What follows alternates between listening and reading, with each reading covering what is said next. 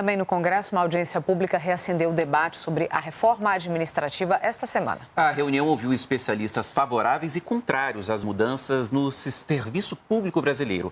Para alguns deles, as alterações modernizam o Estado. Para outros, a proposta é um retrocesso. Para ser aprovado, o texto tem que passar pelas duas casas, Câmara e Senado, em 2 turnos cada. É que ela muda a Constituição. E a gente mostra agora os principais pontos da proposta.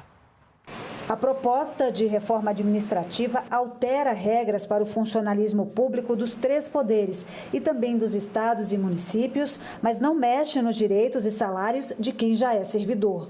A regra valerá apenas para os futuros concursados e acaba com a licença-prêmio e as férias acima de 30 dias. Proíbe a promoção e o adicional de salário por tempo de serviços, assim como os aumentos retroativos, e também acaba com a aposentadoria compulsória como forma de punição e com a redução de jornada sem diminuição da remuneração.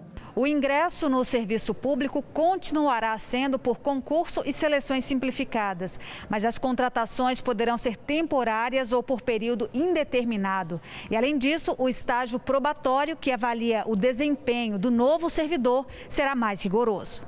A PEC restringe a estabilidade no serviço público. Ela só valerá para as carreiras típicas de Estado, a serem definidas em lei, facilitando assim as demissões, que hoje são possíveis apenas nos casos de infração disciplinar ou após decisão judicial transitada em julgado.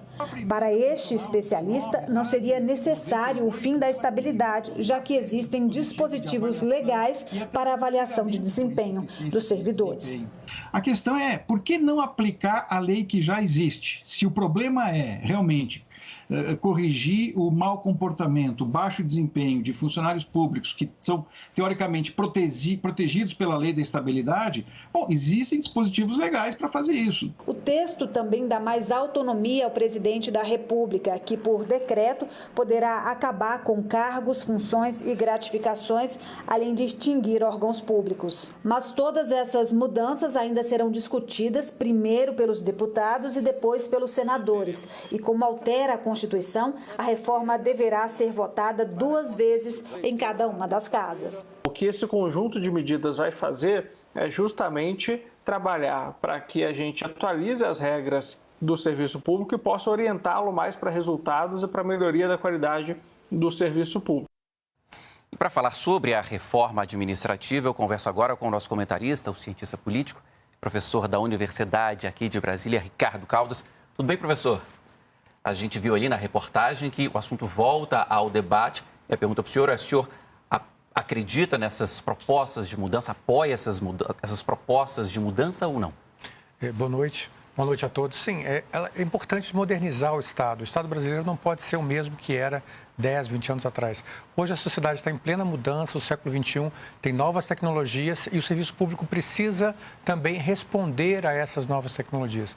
Inclusive, a pandemia teve até como uma consequência uma maior utilização até de serviços remotos, serviços à distância. Muitos funcionários públicos ficaram nas suas casas, mas nem por isso o serviço deixou de ser prestado. Então, é importante nós aliarmos essas novas tecnologias a uma ação, a uma gestão realmente centrada em resultados, o que é muito importante para o cidadão.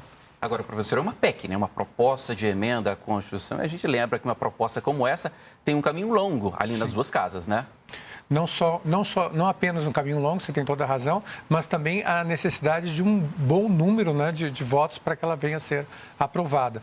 Tem muitos elementos nessa reforma que são polêmicos, né? A questão do fim da estabilidade para o servidor público, mas que talvez sejam necessários dentro dessa nova sociedade que a gente está vivenciando dentro do século XXI e que ela precisa realmente ter um serviço público mais ágil e mais eficiente do que o que nós temos hoje. E, professor, a gente volta a conversar daqui a pouquinho.